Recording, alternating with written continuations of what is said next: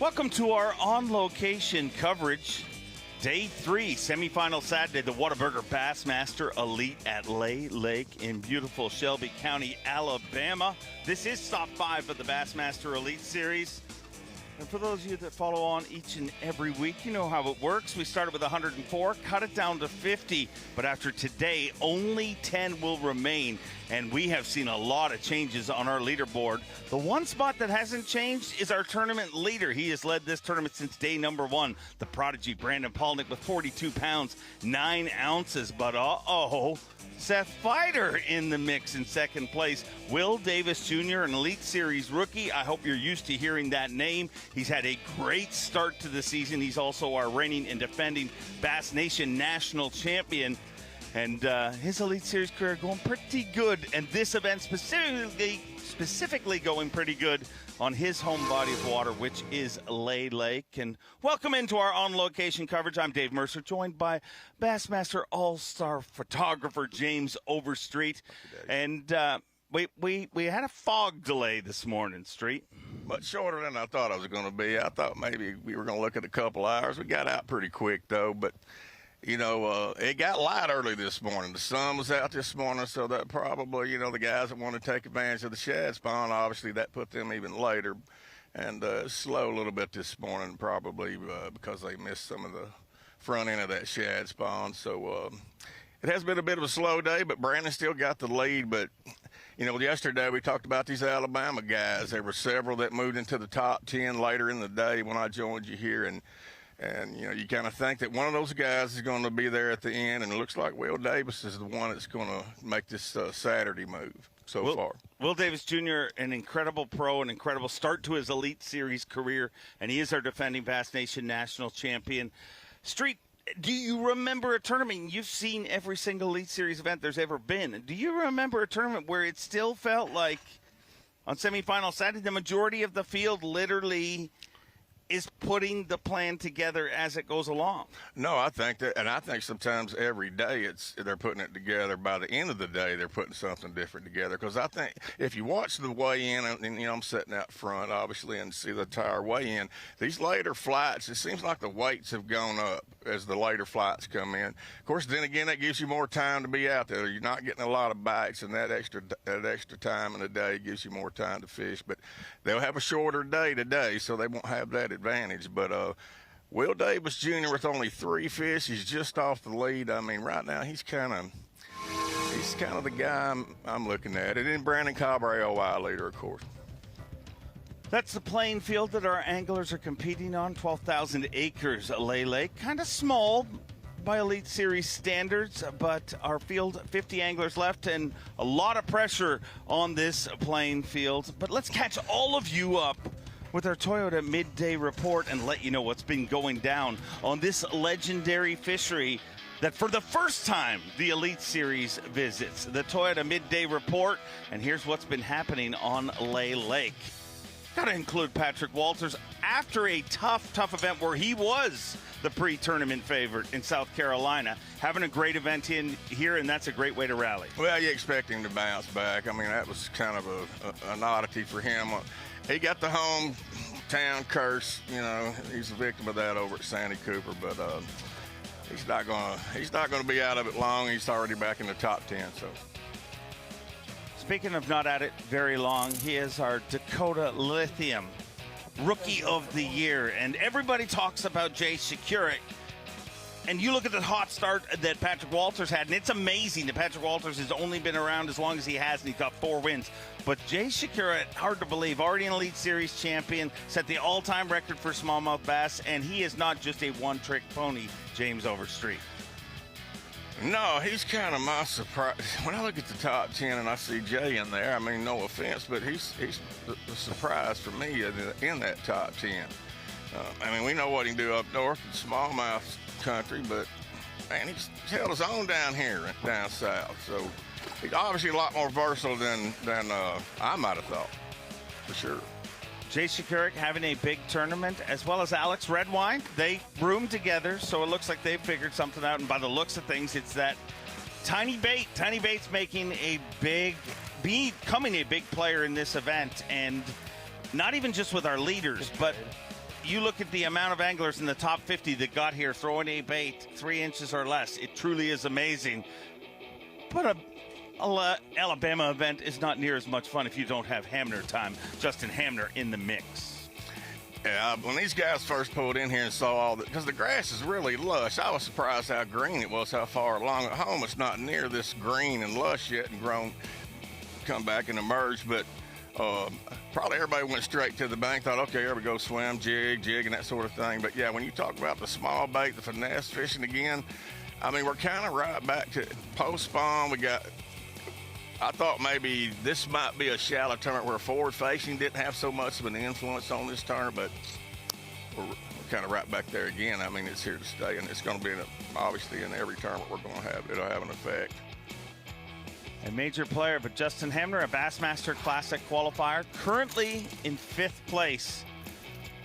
And the hometown crowd would love to see him inside our top 10. But maybe the one dude that got the loudest reception, I mean, there was truck horns going off every day at the weigh-in, and that is Will Davis Jr.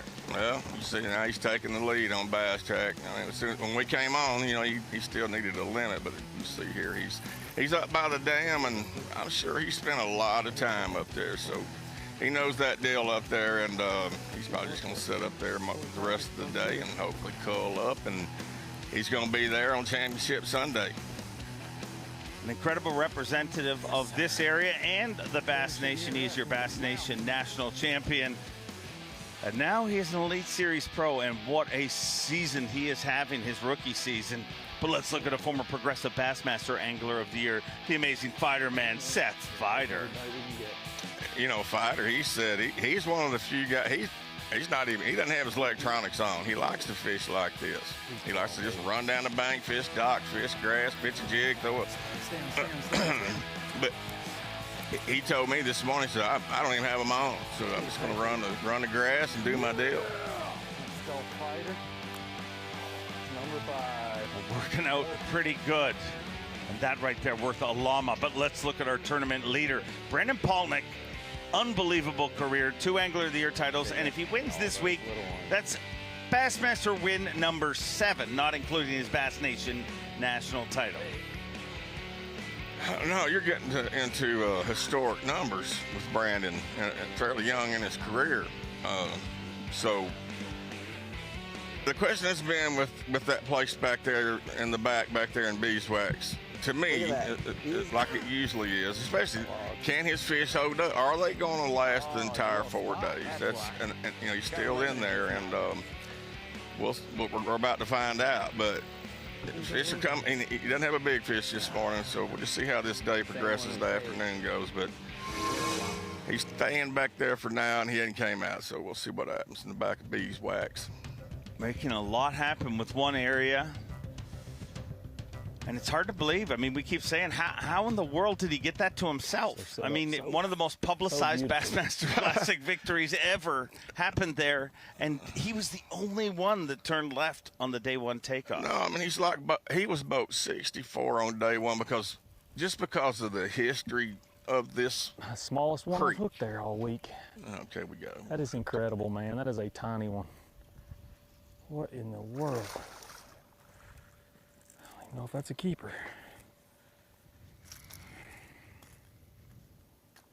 My buddy Stetson there, grinding it out. I mean, that's how I was you hoping want we to get could it. call the hogs there In the with mouth. Arkansas Angler, but Barely. Tiny ones.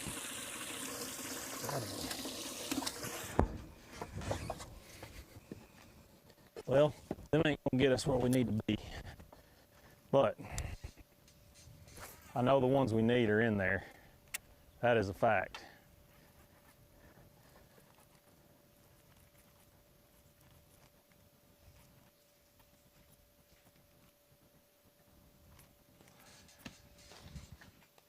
from Stetson Blaylock, live on the water, let's check in with the rest of our fields. And they're a great look of Will Davis, Justin Hamner, Bernie Schultz, and Seth Fighter.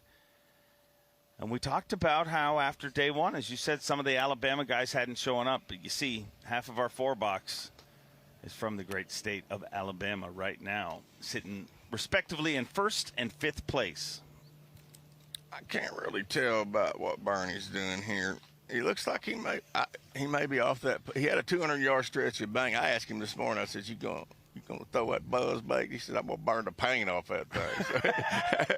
So, you can see that I don't think he's throwing the buzz bait anymore, and it doesn't look like where he's been fishing. He had a couple 100 yards there. He was really working back and forth on the first 2 days that got him.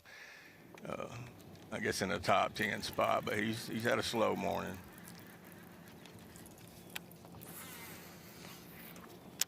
Over to Justin Hamner, who makes his living when he's not on the Elite Series, cutting grass. So he's probably happy that the grass is in advanced state. It's a noble profession, Dave, and it's something I really enjoy as well. Yeah, he's not afraid to just stop doing it too. I called him once to do a podcast, and I said, "Well, I called him, and I said, what are you doing today?"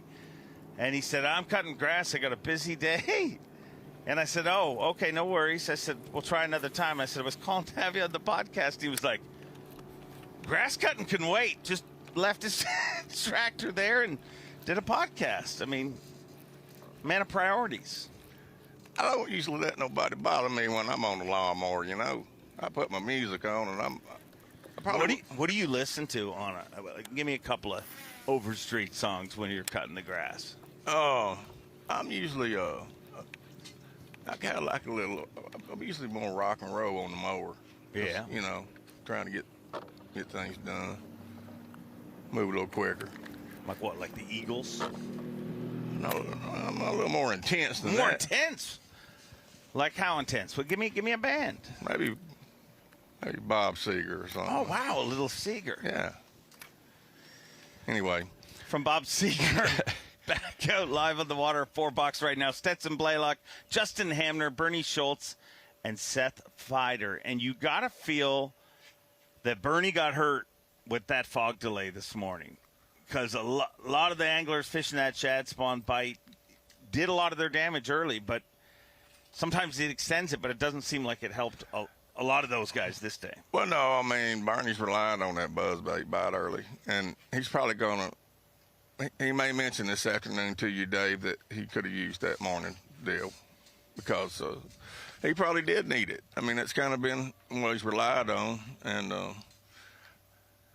it looks like he's on a secondary kind of plan. I don't know what his backup plan was. I didn't get too nosy with him this morning, but I did speak to him about throwing the buzz bait, and obviously he's put it down for now. So trying to get a bite, man. I mean, you hear so many guys that say, you know, you're just out here trying to get bit.